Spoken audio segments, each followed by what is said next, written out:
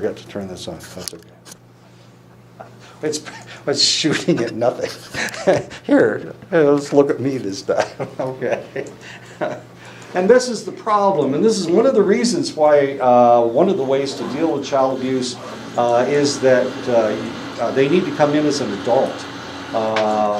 And if it is still affecting them, if they have become an alcoholic because of their abuse, sometimes if you deal with their childhood trauma and they look at it from the point of view of an adult, that they will get over it is not the right word.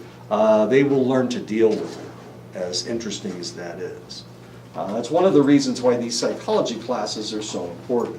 If someone has had a problem in the past, especially when they were a child, just talking about it in this context will sometimes make them go back over their childhood trauma. And of course, they're looking at it from an adult's perspective now instead of a child's perspective, and it can get them to change the way that they see that situation. So instead of it still being a trauma, now it's no longer a trauma because they can rationalize it as an adult rather than as a child. As a child, you're just being, picked on by the person that's supposed to be protecting you, and that goes against everything. So the abuse, when they become adults, does it go into a cycle, the cycle of abuse?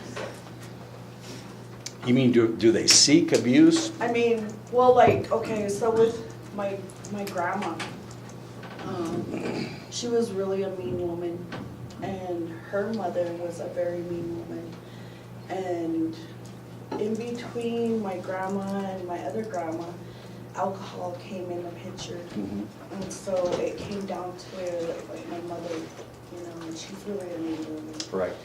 And so all those years, is that a cycle? Yes, That's yeah. a cycle That's the abuse cycle. That's the abuse cycle. Okay. So, So one of them needed to deal with it, and potentially it would have gone away. That meanness, that cycle of drinking, to forget. If somebody had dealt with it, then potentially it would have gone away. One of the problems is, of course, is that we live in a society that doesn't want you to say anything negative about your parents, for one thing. I mean, it's right there. It's one of the 10 Commandments, if I'm not mistaken. I haven't memorized them, so you have to honor your mother and father. And this is a problem. I mean, if we can't say anything negative about our parents, if we can't say anything negative about somebody that did something negative to us, we can never deal with this problem. So society tells us that we can't say anything negative, and something negative happened, therefore we can't deal with our problem. And we will always deal with it as if we were 3 or 5 or whenever it happened. And this is a really serious problem.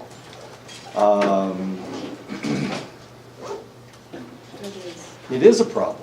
And that's one of the reasons why a class like this, not this class of course, but Gen Psych and the other classes, the counseling classes, it's why it's good for people, because they will look back on their lives and they will see something that negative that happened to them that is still affecting them, and potentially, of course, that's why they drink or take drugs, or maybe that's why they're mean or abusive themselves, and it can potentially change the way they see the world completely, change it completely, as positive as that is. And that's the positive psychology that we talk about.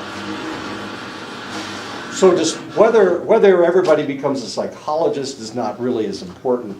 We're all dealing with whatever happened to us in the past, and if you have something that you need to deal with, this will allow you to think about that problem as an adult, and so you'll be able to deal with that problem in a mature way rather than the immature way that you had to have dealt with it before. A 3-year-old cannot have a mature way of dealing with things. It just doesn't work because your brain isn't mature yet, and portions of your brain will be will be gone in the future. And of course, we can see this. We can see this because we see individuals that are suffering from alcoholism. We look at individuals that have been arrested for abuse. And when we go back in their history, we see exactly the same thing over and over and over again. And the reality is they haven't dealt with this. Now the problem, there's another problem. The other problem is when you look back at your youth, when you're a child, there are some psychological theories that don't deal with the past. They only deal with the present. So what you need to do is you need to go back to when you were a 3-year-old or 5-year-old when the abuse occurred, and you need to deal with it from that point of view. If you just deal with it from a current point of view, you're not really taking care of the base problem. Your base problem is that your Uncle Charlie sexually molested you when you were 3 years old, and this has affected you for the rest of your life. And it has made you try to forget, and therefore, you become whatever, an alcoholic or a drug addict. But the only way to cure that problem is to go back to when you were 3 years old and deal with it as an adult. Uncle Charlie had a problem. It's not my fault. I had no way of dealing with this. I was only 3 years old. I didn't have a mature mind at that point. Now I do. Now I can actually deal with this. And I hate that son of a bitch, Uncle Charlie, but at the same time, now this will no longer affect me in the future. I won't allow this to affect me in the future. Does all that make sense? Okay. So we have to use Freud. I apologize if people hate Freud. The cognitivists despise Freud. They won't even mention his name. But we do. We have to go back in time. We have to go back. We have to deal with this problem the way your brain is dealing with this problem. And the way your brain is dealing with this problem is as a 3-year-old, with a 3-year-old's mind.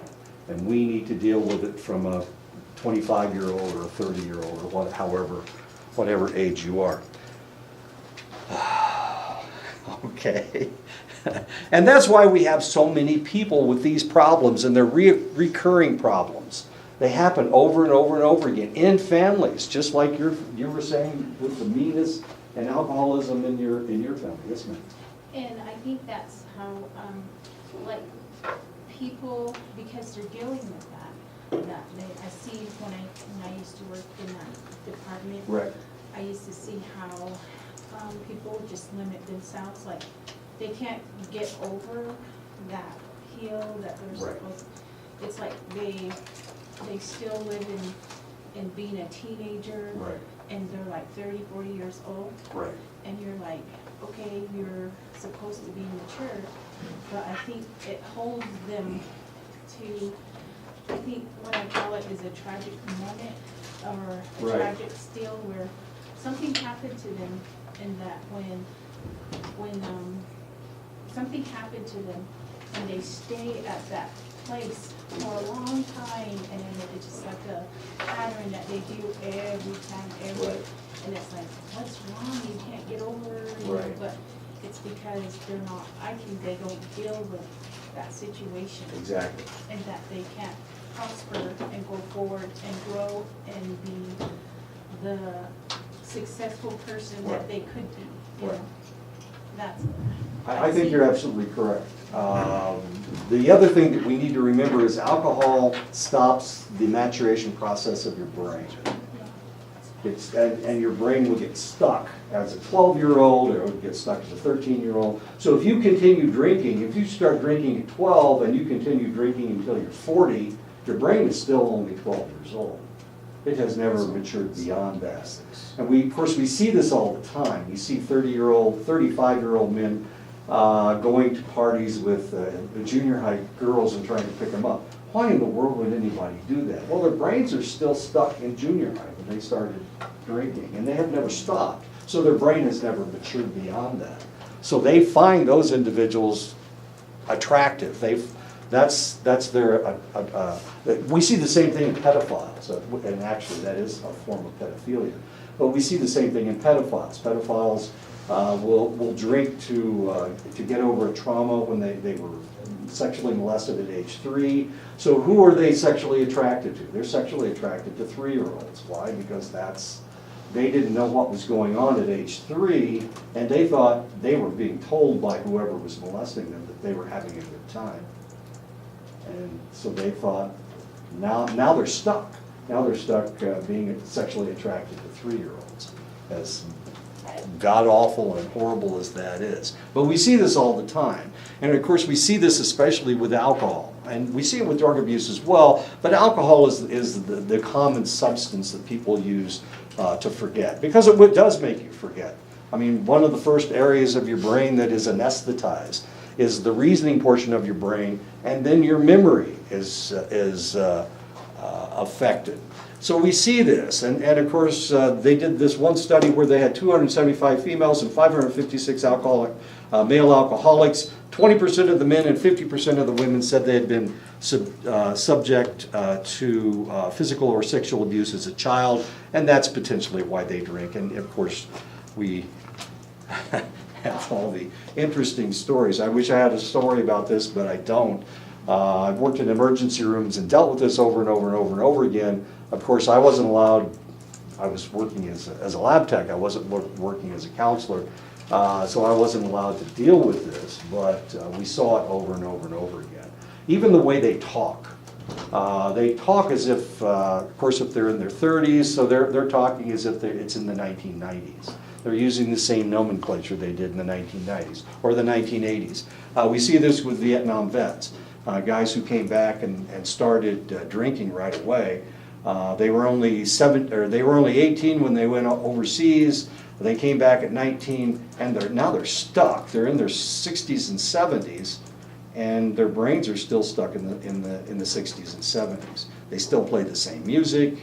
They still use the same nomenclature that they were using back then. Is it true that my dad, he'll say to my auntie, because my auntie, she's really a bad alcoholic, he'll call her, he'll say, your noodle is really wet. Is that true? I mean, is it just like... Is her noodle really wet? Yeah, her noodle's really wet. I mean, like... Ask Chris, he knows. No, but like my auntie, she's a street person, and my grandpa and grandma, they raised their kids in a good environment and everything, and we found my auntie one day when she was like probably about 3. She was abandoned, so we found her and we took her into our home, or our family and everything, or they did, because I wasn't born, but and then she became a horrible alcoholic. Oh my God, she's just when my grandma was alive, she wasn't as bad, but now the other day I heard her on a phone, and her voice is just like really like Cheech and Chong kind of sounding, and she's just not all there. Right. I mean, it sounds like there's no hope or anything. Yeah, we're going to see, well, maybe if IT ever shows up, we're going to see brain scans, MRIs of individuals, some that are, one that's not an alcoholic, but one that has been an alcoholic. And you'll see that the brain has empty spots, has big empty spots. Really? Yeah. So when your dad says her noodle is wet, that's what he's talking about. Yeah. Yes, ma'am. So how do you help someone in that situation? Somebody whose noodle is wet? How do you help them? Potentially what you could do is talk to them about how they were raised, take them back to when they decided that they needed to drink. In her case, she was abandoned at age 3, so something may have happened to her at age 3. And of course, since her noodle is wet, since her memory is gone, she wouldn't be able to go back. But if we could catch her prior to Well, I think she has TBI now too, because she was in a relationship with a guy who was an who is an alcoholic. I used to beat her all the time. Well, he beat her, yeah, and she ended up having seizures after this, so she's not the same anymore. No. Well, you're gonna see what their brains look like. And they're more susceptible to TBI than anybody else. They have less brain tissue. Their brains fill up their skulls. Their brains are atrophying, so their brains don't fill up their skulls as well. So if they get a blow to the head because their brain is smaller, then there's more movement inside the skull, as ugly as that may be. Potentially, if we can take them back, maybe we can talk about why they're alcoholics. This is one of the reasons why when you're dealing with an alcoholic, if they don't agree to the treatment, it's not going to do any good for anybody. You're just wasting your time, and of course they're wasting their time as well. But if you can get them to admit that they've got a problem, then potentially you can take them back to where they did become an alcoholic. Some individuals start drinking just to be part of the group. This is very common, but they're like the book said, a large percentage of them started drinking because of the abuse that they incurred when they were young. And because of that, and because the people that were potentially abusing them were the individuals that were supposed to be protecting them, this didn't make any sense. It certainly didn't make. There's no logic for a 7-year-old to be knocked around by one of their parents or one of the authority figures in their lives. So they can't rationalize it, and because of that, they need to forget. They blame themselves. This is one of the problems that they're having with the priests that were molesting children. We've got the same situation. They're not parents, but they're authority figures and they're religious figures. And these individuals are really suffering from this.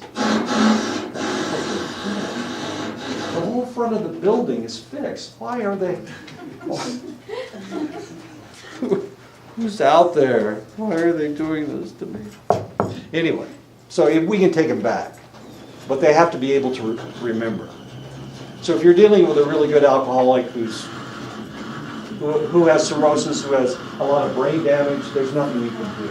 If they have Korsakoff syndrome, for example, not a whole lot we can do.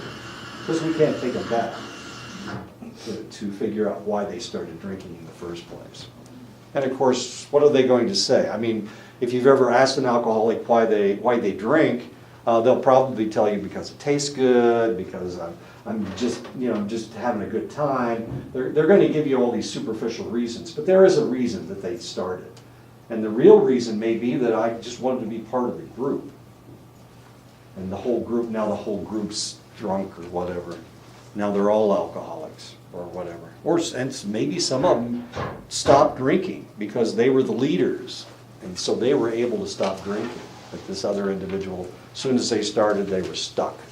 They got stuck in that syndrome, that cycle of drinking. Okay, so what are we doing? The brain and body will try to protect itself from the effects of the alcohol by developing a tolerance to the substance. Remember, the human body tries to fix itself, and if we allow it to do that, then the body will actually fix itself. But we have to allow it to do that. It's so cool to be a drinker, and so that's why people will continue drinking. But your body will try to fix itself. The drinker will develop metabolic tolerance by metabolizing the alcohol more efficiently. And this is when you're young. As you get older, your liver, especially if you've been drinking for an extended length of time, your liver becomes less efficient. So as you get older, it does a lot more damage to you. So if you've been drinking for an extended length of time for 10 to 15 years, potentially you've done so much damage to your liver that your liver has a difficult time getting rid of it. You can still stop. The damage to your liver will never go away. You have blown that part of your liver out. It is gone. Just like if you mess up your brain, that part's gone. It's never coming back.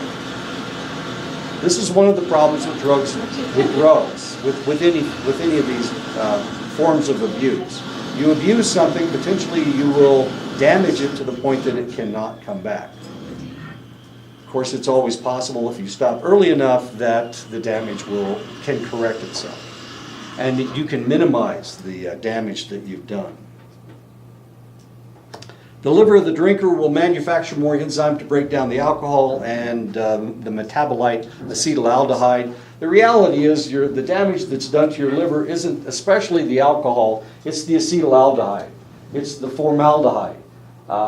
It's that substance that smells really horrible. That's the stuff that really does the damage to your liver. This also accelerates the breaking down of other drugs, including prescription medications. So the reality is, if you're an alcoholic, then you're going to react differently to prescription drugs. So if you take opioids or opiates, and you're an alcoholic, your liver is attuned to metabolizing these toxic substances. So potentially, if I don't drink at all and you drink every night, and we're both taking the same level of Demerol, then the Demerol will work for me and it won't work for you because you're metabolizing that Demerol right out of your system. As sad as that is. And of course, if you're an alcoholic, the probability that you've been in an automobile accident or you tripped and fell down and hurt your back or broke your leg or did something to yourself is a little bit higher. So you probably have a lot more pain. Potentially you have more pain. And the reason you have more pain is because your liver is attuned to metabolizing alcohol, and therefore it metabolizes the painkiller far more readily. So it clears it from your system a lot faster. And it doesn't work nearly as well, as sad as that is. When someone drinks alcohol, their brain and body neurochemistry changes. Pharmacodynamic tolerance takes place in the brain when the brain neurons and other cells become resistant to the effects of alcohol by increasing the number of receptor sites for GABA in the brain, becoming less sensitive to alcohol. So it's the GABA. Now remember, the GABA, we increase your GABA level to take away anxiety. So when you drink, you increase the number of GABA receptor sites in your brain so you feel less anxious. So if you're one of those individuals who has panic attacks or has anxiety, drinking alcohol will take that away. Isn't that positive, kind of, in an odd sort of way? Yes, it is. But what happens when you're not drunk? What happens when you're not drinking? You get a rebound effect, of course. Now, whereas when you're drinking, you're less anxious.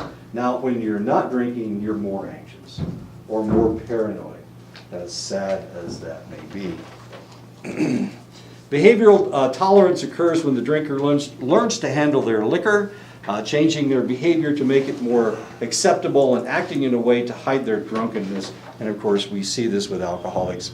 They'll be closet drinkers. They will drink while they don't want to drink at home because they don't want their wife to give them a hard time. I'm talking about a male, of course. Well, I could be talking about a female. They don't want their significant other to give them a hard time. So they drink, they will go someplace, they'll go to the store, and they'll drink all the way there and all the way back. They try to hide the fact that they're drinking. Their behavior has changed. They try to act normal. They try not to act happier when they're drinking because that is an indicator that they are drinking. Hangovers represent the individual's withdrawal reactions to the alcohol. 85 to 95% of those experiencing withdrawal will have only minor symptoms: rapid pulse, sweating, increased body temperature, hand tremors, anxiety, depression, insomnia, nausea, or vomiting. Sounds like the flu, doesn't it? Yeah, they get hand tremors. I can't even do it. I'm so steady. Jeez, I'm 70 years old. Look at that. Just as steady as a rock. Must be something wrong. Yeah, My brain must be solid as a rock. 5 to 15% will experience life-threatening major symptoms of withdrawal. They'll have tachycardia, transient tactile, auditory, or visual hallucinations and illusions. The cartoons used to make fun of these. If you look at a cartoon from the 30s and the 40s, they made fun of the pink elephants. And if you've ever watched, what was it? Wait a minute. Raggedy Ann, Raggedy Andy, the movie, they run into an alcoholic something or other. Anyway, he has all these dancing, he sees dancing camels. As weird as that is, he's a drinker.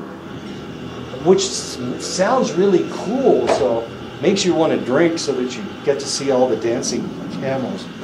Maybe yes or maybe no. Okay, anyway, auditory and visual hallucinations, psychomotor agitation, grand mal seizures, and delirium tremens. About 5 to 15% will suffer from this. Now these are the really good drinkers. These are the people that drink a lot. And these are the people that they target the advertisements for. The alcohol advertisements are targeted toward these guys because they drink a lot more alcohol than the rest of us do. They drink, 20% of the people that drink 80% of the alcohol. So they will target them, trying to get them to buy booze. Now you guys, we're not going to buy booze. Even if we drink, we're still not going to buy a case of Cutty Sark. See, I know all these things. It is great. I'm like the coolest guy in the room. I said Cutty Sark. Come over to your house and party. Yeah, cool. I think I've got some stale popcorn in my cabinet. So yeah, we could have a great time with that stale popcorn. And Mountain Dew, I have Mountain Dew. The red stuff, not the green stuff. For individuals going through alcohol withdrawals, delirium tremens and seizures are the most severe and life-threatening effects. The reality is if you have delirium tremens, or if you have seizures like my friends did, this indicates that if they ever try to stop drinking, that potentially it will kill them. As sad as that is, because they're having extreme reactions to alcohol. So if they try to stop, their bodies are going to rebel and potentially they'll go into a seizure and potentially they'll die. So they certainly can't do it by themselves. They need to go into a medical situation. Before modern medications to ease the sufferer, 35% of people going through severe symptoms died. 35%. Of all of the drugs of abuse, the withdrawal from alcohol kills more people than all the others put together. We can talk about heroin all day long. Nobody ever dies from heroin withdrawals. It's just like having the flu.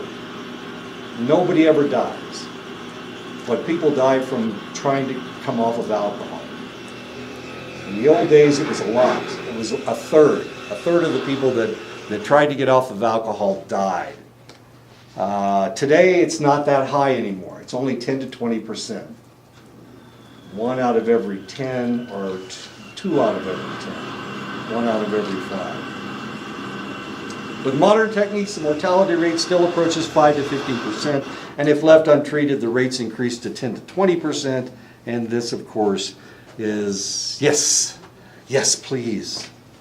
Yeah, it's my fault. I brought the wrong computer. My other computer's kind of messing up. Can you fix my home computer? It's making really funny noises.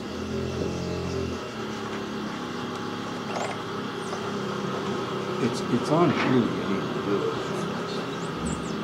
Let's see if I can find it. Plug it back in. Maybe that won't do something. There we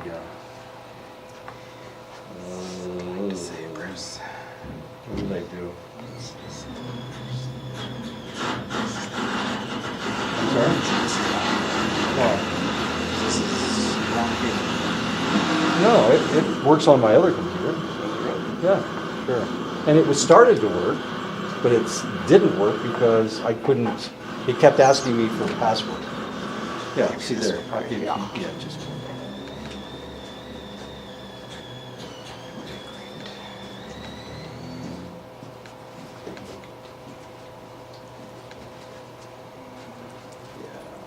My other computer's messing up.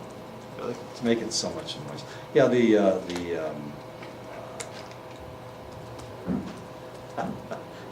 my audio is crackling, which is evidently happens with Apple. Wow, you're good.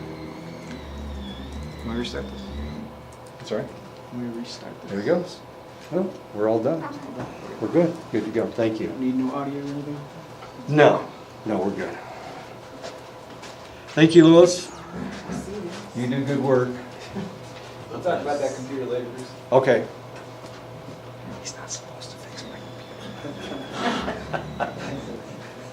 We're buddies. Maybe he'll fix mine. We were both in the Air Force, not at the same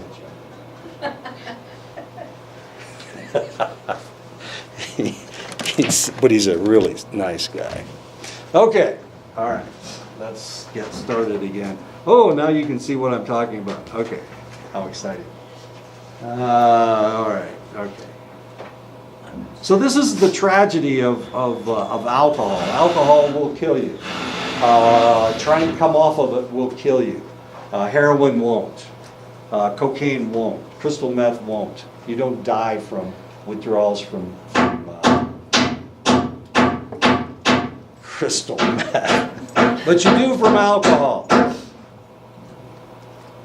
Delirium tremens usually begin 48 to 96 hours after the individual's last drink.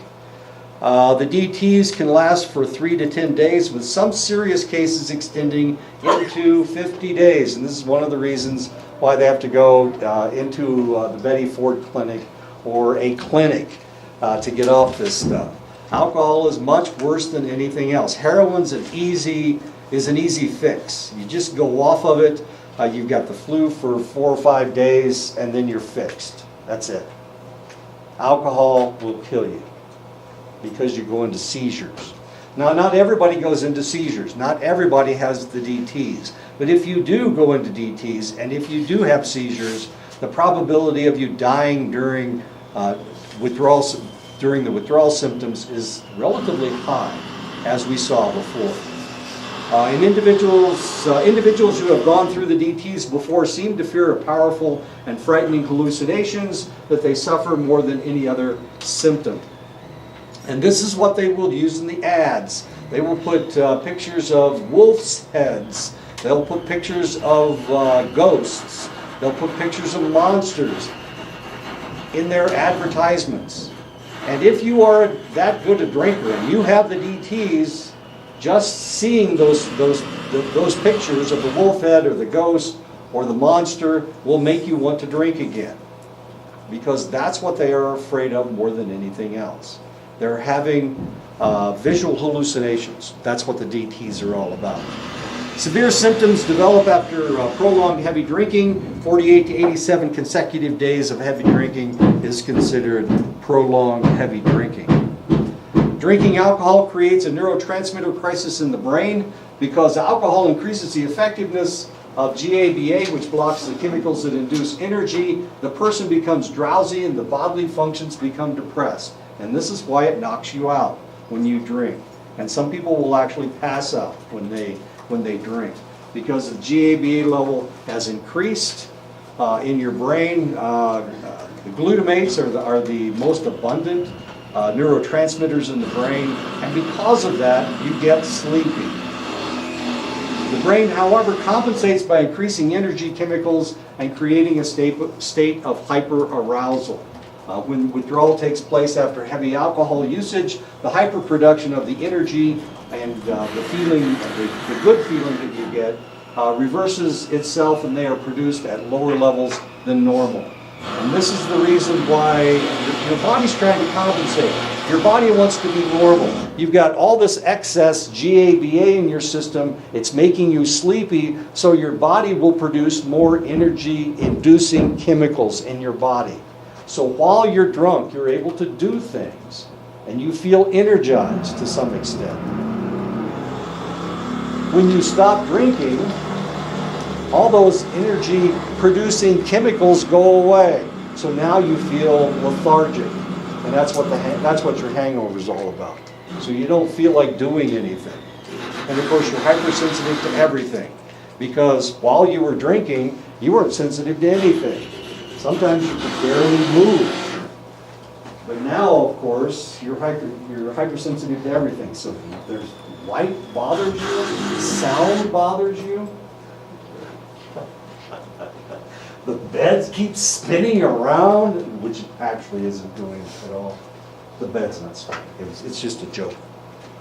Well, it's not a joke. It's a hangover is what it is. The decrease of energy chemicals causes tachycardia. It causes anxiety. Remember, the increased GABA will take away your anxiety. Now, all of a sudden, it comes back in spades. It comes back many times over. So now, whereas before you had no anxiety at all, now all of a sudden your anxiety, it's almost like a panic attack. Increased muscular activity, hypertension, and potentially seizures if you have that proclivity. The activity of serotonin is a good example. Serotonin is reduced 30% when heavy drinkers stop drinking, causing anxiety and depression during withdrawal. So you're actually having a neurotransmitter, a biochemical reaction to the alcohol. So you feel bad. You feel very bad. You feel depressed and you feel overly anxious.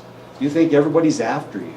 So if a male is going through, like, say, a midlife crisis, Mhm. and they're already getting anxiety, depression, and all that, Sure. and they drink, That'll work. See, that makes all that go away.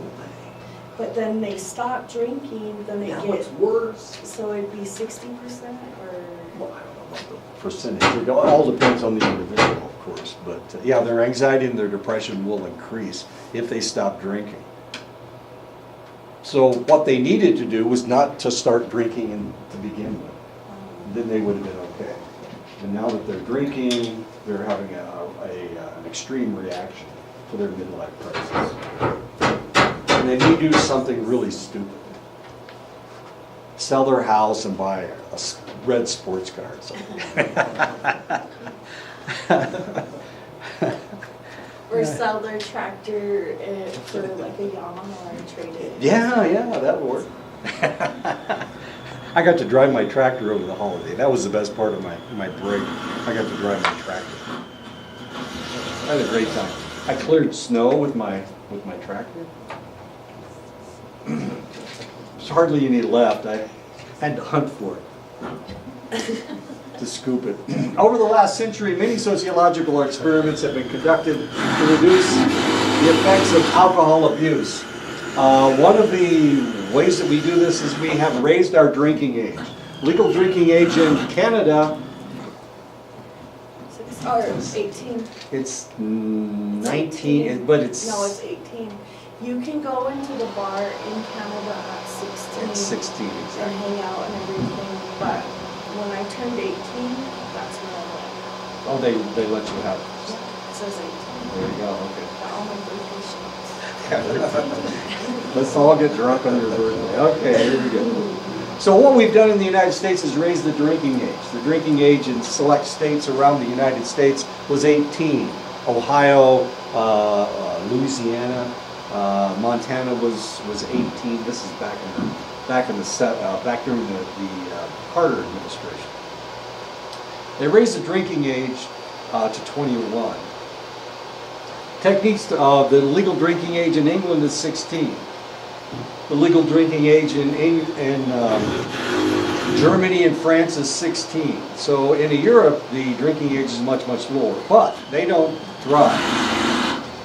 They have a lot of public transportation, so they don't have to worry about it like nearly as much as we do. You go to the bar in Cut Bank, and by golly, if you have to go home, you have to drive 30 or 40 miles to get home. Yeah, unless you live in Cut Bank, which nobody does. Who the hell lives in Cut Bank? The Hooterang. It's weird people. Techniques to lower the child abuse in the home, limiting the sale of alcohol, working to lower the stress in everyday life. There are counties in the United States that are dry. I came from a dry county in Indiana. In Ohio, you can't buy alcohol on Sunday. In a lot of states, you can't buy, they're called the blue laws. You can't buy alcohol on Sunday. You can't buy alcohol after 2 o'clock on Saturday until 2 o'clock on Monday morning. You can't buy any alcohol. So we have limited the sale of alcohol. In Ohio, you can't buy alcohol at the corner store. The state owns all the alcohol stores that sell alcohol. They're package stores is what they are. But you can't buy alcohol anymore. How come we can't buy alcohol on Sunday in a lot of states? What is the reason? It's the Sabbath. You can't buy alcohol on the Sabbath. Jesus. There are two groups. The Baptists and the Methodists don't drink at all, or they're not supposed to drink. If there are a lot of Baptists in the state, then probably you're not going to be able to buy alcohol on Sunday. A lot of Baptists or a lot of Methodists. I came from a county that was primarily Methodist, so it was a dry county. You had to go to a package store to be able to buy alcohol, and you couldn't drink it in public. So you had to take it home to drink it. And so what these guys would do, they would buy a case of beer, then they'd go park someplace and drink all their beers. And then they'd throw the cans out. Right by our house, there was a place where people would pull off the road and drink their beers and throw their cans out. It's kind of exciting. It's like a big trash heap. Kind of exciting. Working to lower the stress in everyday life, of course, will reduce the amount of alcohol. Most illicit drug users also drink. Most alcohol abusers use other drugs. A study in Europe in 2003 found that 600 adolescent drug users, of 600 adolescent drug users, 80% use both marijuana and alcohol. Of course, this is in Europe. This isn't the United States. A similar study in the United States of adolescents in treatment found that 96% used alcohol with other drugs. It's cool to drink, and it's cool to use other drugs, and so that's the way we do it in the United States. So we're ahead of them damn Europeans. 96% of us were using other drugs as well as alcohol. A study in 2006 in the United States found that among heavy drinkers, 32.2% use illicit drugs at the same time. If you've ever been to a bar, which I assume none of you have, but if you ever had been to a bar, I know you have, because when you're 18, you went to Canada to drink. If you ever go to a bar, people will smoke and drink. I had a friend. She wasn't a girlfriend. She was our third baseman. She was good. She was a really good third baseman. Anyway, she hardly ever drank, but when she drank, she always smoked.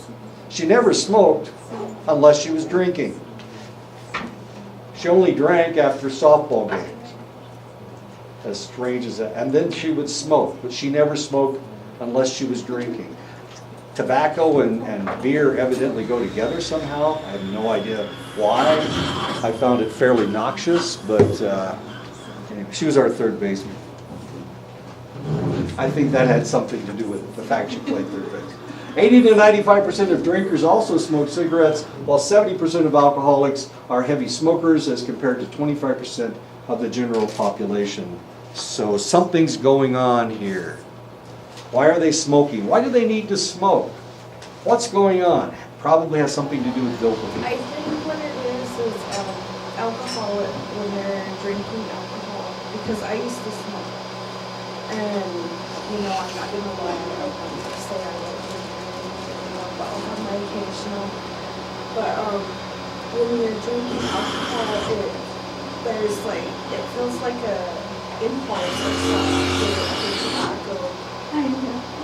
I can't control myself. And and then the people that still smoke or that smoke right now, I've noticed this. And people who smoke, they are more stressed out and they have more anxiety than people who don't smoke and who don't do anything. And I was thinking, a lot of people say tobacco helps them with their stress and their anxiety, and they're outside, they're smoking a cigarette. It's the dopamine. It's the dopamine. But in reality, when they're not smoking, They're worse. they're more, no, they're more, well, I'm more mellow. Oh, okay. I don't have any kind of, whatever, but, I mean, I feel really good, so. Well, now that you're not smoking, you still feel really good. Yeah, versus smoking a cigarette, I felt like I was, really stressed. Shoots that dopamine level. So when you stop smoking, all of a sudden you have a rebound reaction, and that's why you felt more stressed. The tobacco increased your dopamine level, made you feel really good. As soon as you stop smoking, because you can't smoke all the time, you'd have to be a chain smoker. When you stopped, you got a rebound reaction. That's why you felt so much more stressed. It's very logical. Well, I feel better about smoke. I do. I don't. Maybe it's an opposite reaction. Possibly. Are you under more stress now?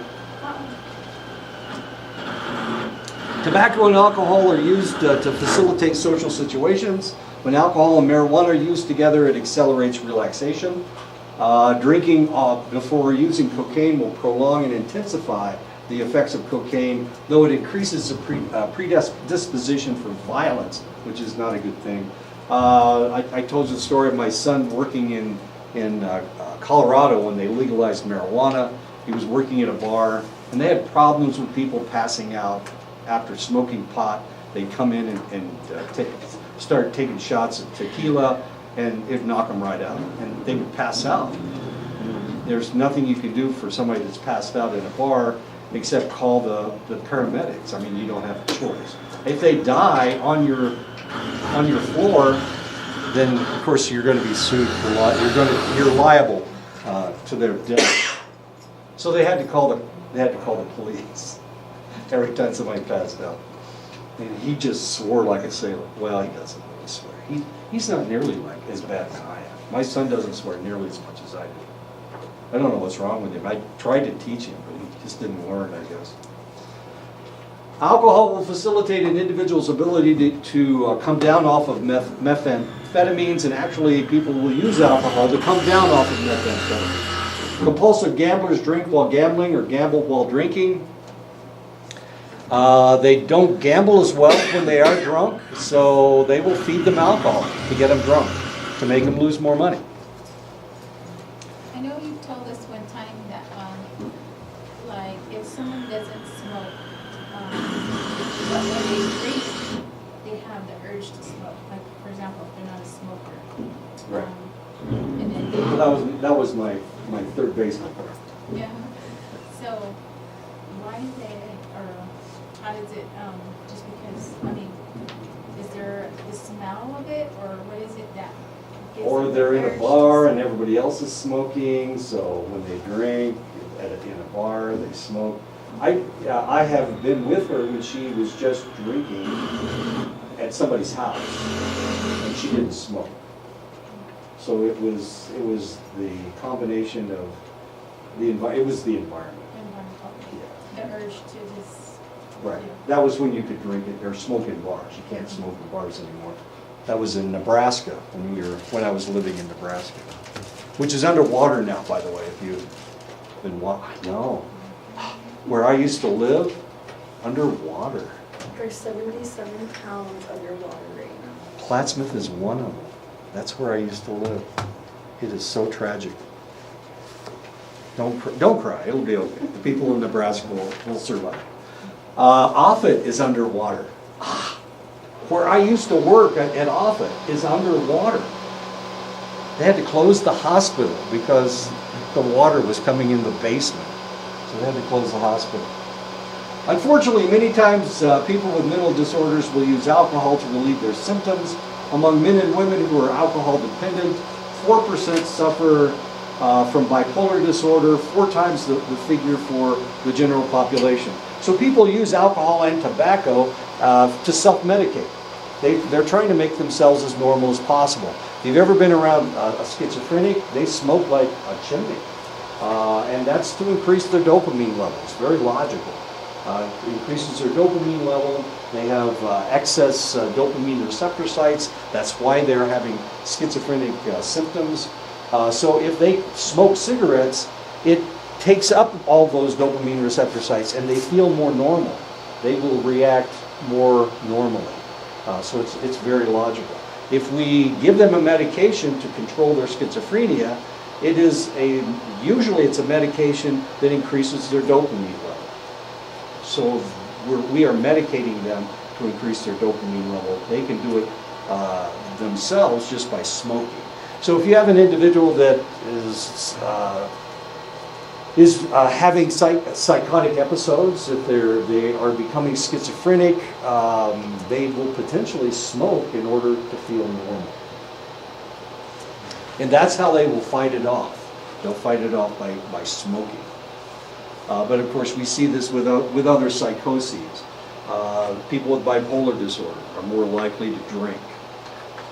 5.3% of the general population suffer from major depression, while 28% of the people diagnosed with alcohol dependence suffer from major depression. 5.3% as compared to 28%.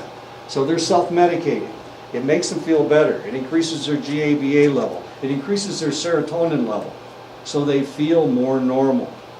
So since they need the alcohol to feel normal, they will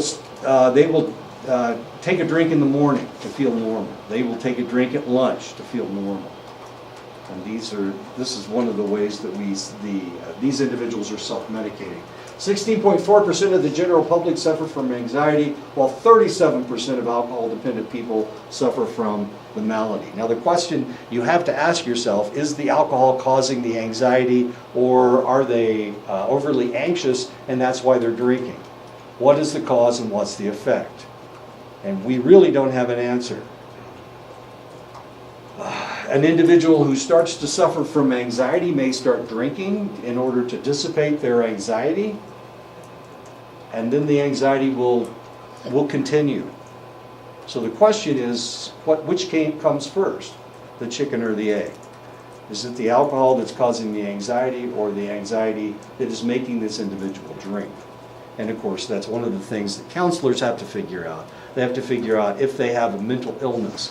Now the reality is that if you come across somebody with a mental illness who's an alcoholic, you can't treat both of them at the same time. You have to fix one before you can fix the other. So which would you try to fix first?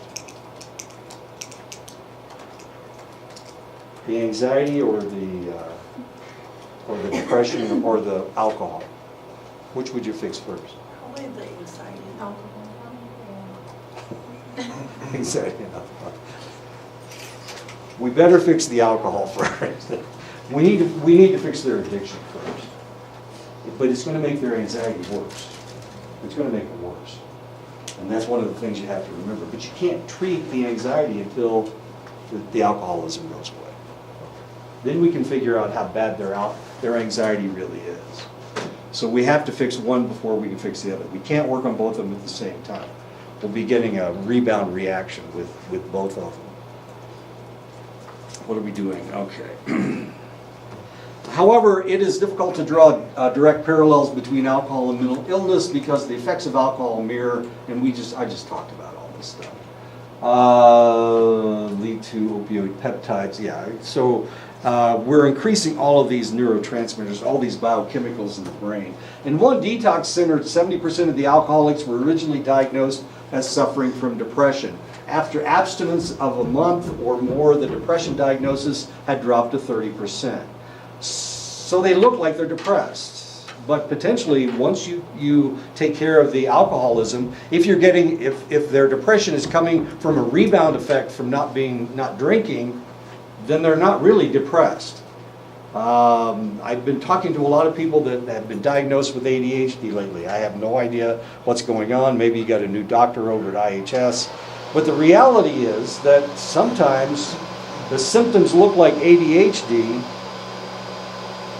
when they're in the doctor's office, but they don't actually have ADHD. You have to have ADHD all the time. This isn't something that you only have 20% of the time. It's not the way it works. we're gonna treat you for ADHD, you have to have ADHD all the time.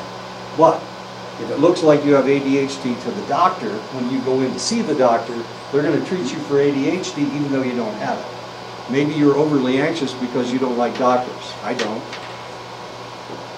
I argue with doctors, and they don't like it. They think that there's something wrong with me. After abstinence of a month or more, okay, we already talked about that. Any psychiatric diagnosis must always take into account the possibility of drug-induced symptoms, and of course, that's one of the things you have to think about. Which comes first, the chicken or the egg? Do they really have this mental illness, or is it alcohol-induced? And if we can make the alcohol go away, will the mental illness go away? Individuals diagnosed with antisocial personality disorder show symptoms of impulsivity, lack of remorse for causing harm, inability to learn from mistakes. These same symptoms are found in drug abusers, including alcoholics. 80% of those diagnosed with antisocial personality disorder develop substance dependence, which is a problem. So sometimes you run into people with who have the symptoms of antisocial personality disorder, but the reality is they're just alcoholics. Get them off the alcohol, they become nicer people. They're not mean anymore, if we can get them off the alcohol. If a mother drinks during pregnancy, especially the first trimester of her pregnancy, there is a great possibility that the alcohol will do damage to the fetus, and she is more likely to miscarry. She's also more likely to cause, and it causes more infant deaths. Alcohol does. Alcohol intake during pregnancy is the leading cause of intellectual disability in the United States. We're talking about mental retardation, what we used to refer to as mental retardation here. It's a number one cause is women drinking during their pregnancy, and it's not fair. It's not fair. She can't drink, but he can just get snockered every night, and that just is not fair. Is it? No. You're carrying the baby, so you can't drink. I'm sorry. It's the way it works. My great niece, the one that had the heroin addicted baby, complained all the time that her boyfriend was stoned all the time, and it just pissed her off. So she got stoned. It wasn't her fault. She was mad at him because he was high, and she couldn't get high. She wasn't supposed to get high, so she got high, and she gave birth to a heroin addicted baby. Surveys of pregnant women in the United States shows that 12.4% drank some alcohol during several months of their pregnancy, 4% used in binge patterns, 0.7% were heavy drinkers, 18% smoked cigarettes, 4.3% used illicit drugs at least once. One study of 293 infants born with fetal alcohol syndrome and alcohol-related neurodevelopmental disorder in Portland, Oregon showed 89% were using alcohol with at least 2 other drugs, 49% were using alcohol with cocaine, 100% were smokers, most were single mothers, most were high school dropouts, most had a history of sexual and or physical abuse, many had a history of drug or alcohol abuse in the family, many had learning disabilities that may have come from substance abuse effects when they were in the womb themselves. This was in Portland, Oregon. I know. In a study of fetal alcohol syndrome at the University of Washington, 2 groups of infants were followed into adolescence. By the age of 5, 38% of the children's biological mothers had died of alcohol-related causes. 38%, 1/3 of all these kids lost their mothers. By the time the group reached adolescence, 69% of the biological mothers had died of alcohol-related causes. Age 5, 1/3 of the mothers were dead. By age 18, 2/3 of them were dead. 2/3 of them were dead. Anyway, let's stop right here. We'll pick this up next time. As much fun as this is. Sorry.